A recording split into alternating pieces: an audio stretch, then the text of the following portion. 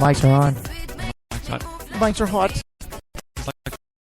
This Axel beat playing in the background because we're pumped up because Ustream testing has begun. So we're beta. We're live beta or beta live. It's a little crazy. Yeah, this is great. You're listening to the Fit Kitchen with Simon and Jeannie, and they both came in with their hair done without even knowing we were going to be live on Ustream. So that's pretty cool. We are on Ustream. This is awesome. G'day, everybody. Welcome to the Fit Kitchen with Simon. We've got a lot of cool things to talk about. Addressing the heat issue. Which Michelle's about to go run for an hour. Yeah. So, and today in deep South Texas, it's a beautiful, balmy 78, 79, soon to be 82, 85. 83. Yeah. It's 83. So it's not the 109 that it has been in the past, but other parts of the country are just flabbergasted by this heat. So we're going to talk about that today. We're going to address it. I got some interesting things to think about pre-run, during a run, and post-run. And also some hydration ideas and just kind of, pick your guys' brains on experience. And from the women's perspective, with Jeannie and Mark, you're a tenured athlete as well. What have you done in the past? What tricks and traits have you picked up in your career that can help the rookie, the athlete, or just kind of get a different perspective? So lots of cool stuff. A lot of cool things going on. We're going to have Michelle sit down real quick so we can talk about what goes on through her head, because a lot of folks are like, as we know, the Rock and Roll Marathon course came out yesterday. Yeah. I had a conference call last week about the course, so I knew it was kind of changing.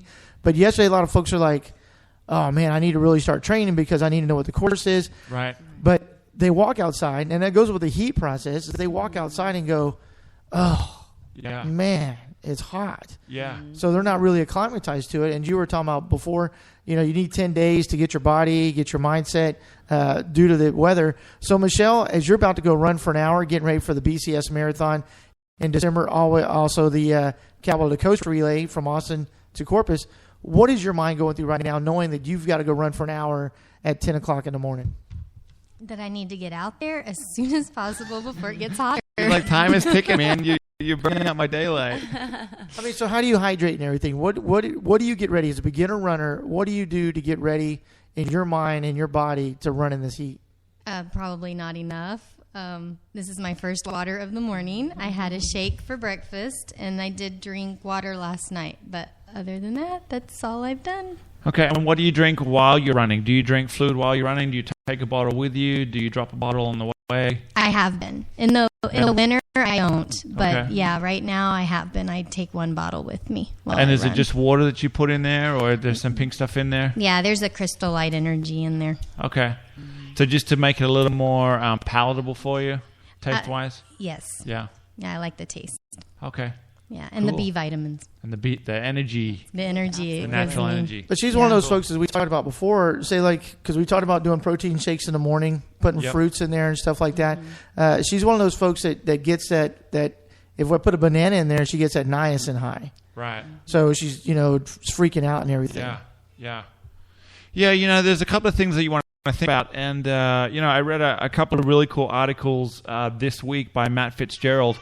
He's the author of Iron War, which is, way back in the day with Dave Scott and Mark Allen. Their battle race course. So he wrote a book about that. So he's an expert in the field of ultra endurance and endurance running and triathlon. And one of the things that he kind of put out there is, similar to altitude, your body has to acclimate to extreme weather, both hot and cold. Typically more to do with hot, because it takes about 10 days for your body to acclimatize to the heat index, because your body's very adaptive, as we've talked about before, and heat's no different. So what will happen is it'll take your body about 10 days to assimilate to being in a hot environment. So what happens is your body will use electrolytes differently and it'll increase its sweat production to help cool your body down. So if you go out there and if you're in a brand new, if you go from, say you live in Colorado and you go to Phoenix and you're there on business and you just go out and bang out a 10-mile run and it's 30 or 40 degrees hotter than what you're used to. Well, that can create a challenge and that can be dangerous. Yeah. But if if you're in San Antonio, for example, and we're smack in the middle of summer, it's 82 degrees already. It's probably going to be in the high 90s today. If you want to start training, then baby step your way into, don't necessarily just train inside. Because if you're going to do the rock and roll marathon, you're going to be running outside for 2, 3, 4, 5, 6 hours. Right. So you need to get out there in the environment and do it in baby. Start with a 10-minute walk. 9 or 10 or 11 o'clock in the day when it's a little bit cool and you're not really putting that much stress on your body, and then gradually increase the intensity and the duration of your effort. So eventually you're going to get to a point where you can go and run for 1, 2, 3, 4 hours in the heat of the day because your body is gradually getting used to it. It's acclimating to it. And then the other thing is you want to look at not just replacing your body, not just replacing your sweat with water, because as your body sweats, your body uses electrolytes, and the electrolytes basically keep the electronic charge of your body balanced and correct. So if you're sweating out electrolytes and sweating out salt, and you know that by you lick the top of your lip or the brim of your hat or your arm, or Jeannie's a salt sweater, so she crystallizes white. So your body's processing all the sodium, potassium to cool you down, and if you just replace it with water, then you're actually diluting the electrolytes in your system, and that can be even more dangerous than not drinking anything at all. So you really want to pay attention to an electrolyte that will work for you. There's a lot of electrolytes out there. Whether it's the Genesis Pure Hydration System or the other bigger brand names that you can buy, GNC and CVS and off the shelf. Right. So you want to start to play around with an electrolyte and then work out what works best for you, so that when you're out there, you know that it's not going to be an issue dealing with the heat. Because one, you've acclimatized to it, so your body has increased the sweat production, and you're also replacing those electrolytes. So the chemical system in your body you're just humming along fine. Yeah. Well, and if your body's not really sensitive to different electrolytes, we mentioned it last week, a good idea would be, like if you have your big marathon coming up, find out what they have on the course and start training with that. So it's not a shock to your system when you're on race day. Yeah, because I had a question for Jeannie, because I knew you were getting ready for Ironman, and during Boston we used to see you at the gym on the treadmill and everything. There's a difference between, and I want to see what your difference is, because myself personally, of course, my views do not reflect the Fit Kitchen at all, or anyone else. But I can't stand treadmills because I just feel like I'm going nowhere. I need to be out on the road, and that's just the way I raised. We never did treadmills. But I know for Boston and stuff like that, when the weather it's in the hundreds or it's raining or snowing or whatever outside, I've known people, world-class folks, that have used treadmills to get ready for New York, Boston, those kind of things. Right. So how do you acclimatize yourself from treadmill to being outside in this heat of the day? How would you do it, and how would you recommend folks to do it? Well, I think you just have to realize that exactly what you said. The treadmill is an alternative, but it's not the ideal. So if you can be outside, that's what I recommend. Be outside, and also just go into that workout realistically, knowing it is easier. So you need to go ahead and put the incline a little higher than what you just can't run on a flat treadmill because it's really doing nothing for you. Right. So I shouldn't do the decline. I should actually not do the decline. Yeah. Well, I don't know. I'll put a note in that because I love some of the treadmills at Lifetime because they have a decline. They go to a -3. Oh, do they? They do. Oh, I didn't know that. And if you have a calf challenge or an Achilles challenge, going up a hill can be put more stress on it. So when I started running again, I started running downhill. Right. Because when in life do you ever run uphill but never down? So it can be good. True. The other advantage of running on a treadmill is if you're looking for a certain pace, like you want to be able to run a 7:30 and condition your body to do that, you put the treadmill on a little bit quicker than that, and it can condition the muscle fibers to be able to fire at that pace. So then when you go outside, you got that muscle memory. So that it can be a help. And you also compete with a person next to you on the treadmill because you'll look over at them like, oh, they're on 7 speed and I'm on 1.5. So you try to speed up a little bit. But yeah, like you were saying, you got to acclimatize your hip flexors, your joints, and everything from moving that speed. So that's good for speed work. I know Coach Gary Brimmer and those guys, they do speed work at Brandon Dyson and everything. Now, Michelle, her speed work, like we've been doing, is the mile zoo runs on Wednesday nights they do, which is perfect because you're on the road. You're in the heat or whatever. You're in the I know last week we literally had to stop for a minute because it was so hot. So Yeah, and I want to talk about that really quickly. You know, some of the things that you want to pay attention to is if you are exercising outside, you know, you want to be conscious of what your body's feeling like. If you're feeling unusually sweaty or clammy, or you get cold shivers or a headache, or you just feel funky, then find a shady spot, rest for a second, make sure that you are, you know, rehydrating, and just don't keep pushing it thinking, oh, I can just push through it. Because if you are suffering from even a little bit of heat exhaustion or heat stroke, I mean, it can melt you down pretty quick, and it can be devastating to your body. So pay attention to how you're feeling, and if you do feel I'm feeling a little bit nauseous or lightheaded or just clammy or cold sweats, then find some shade.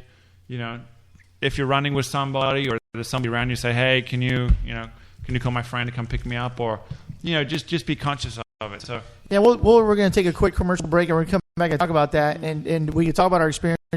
Jeannie, obviously at Ironman, you're not running in the morning. So the heat is upon you. Obviously at Leadville, same thing with mountain bikes or bikes. You're not really racing at 7 o'clock in the morning. It was nice and 60 degrees, and the dew's on the grass. Right. And Michelle's done the Capital of the Coast where she's run it, 4 in the afternoon, and then she has to run it at 2 o'clock in the morning. So her body has to get ready for that. So there's something about the specificity of that. Yeah, that's right. So we're going to play our commercials, of course. The Fit Kitchen, incredibly sponsored by glimmergear.com. We're going to play their commercial, and we're also going to tell you about the Texas 3-foot law. We'll be right back. Awesome. Glimmer Gear, increase your visibility. Be seen by motorists up to a quarter mile away. LED-equipped, state-of-the-art sports apparel designed to offer you comfort and safety while you exercise, train, and explore the outdoors. Visit Glimmer Gear today. Enter the promo code ISpeakForYou and get 25% off. That's glimmergear.com, or give them a call at 619-299-GEAR.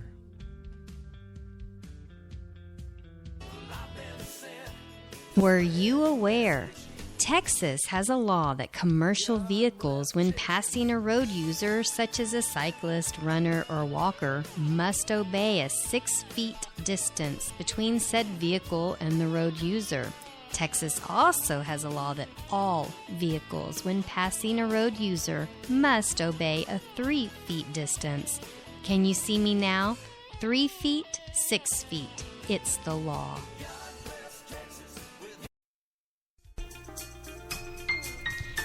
Juicer Heroes provides a menu of the freshest fruit and vegetable juices with varieties of every taste and pricing to fit every budget.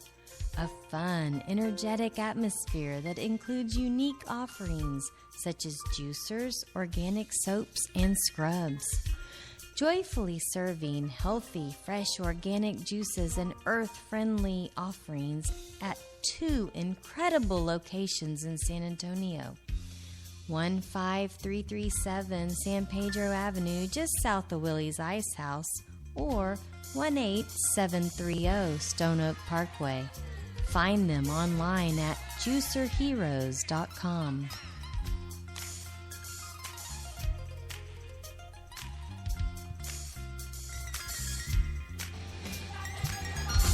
Volunteer. Is there a weekend that is an off weekend from racing or training?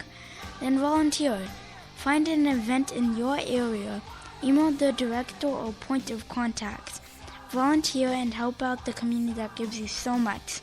All events need volunteers from setup to registration to course marshals, to finish line to water stations. You get the hint. Volunteer today.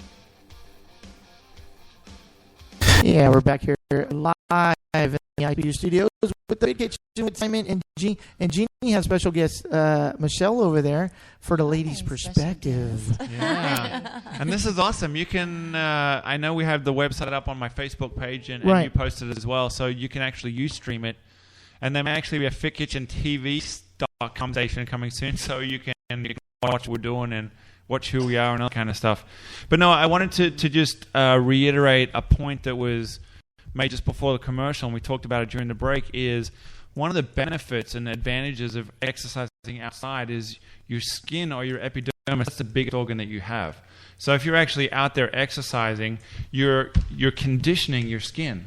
So the elasticity of your skin's functionality to cool and to sweat actually gets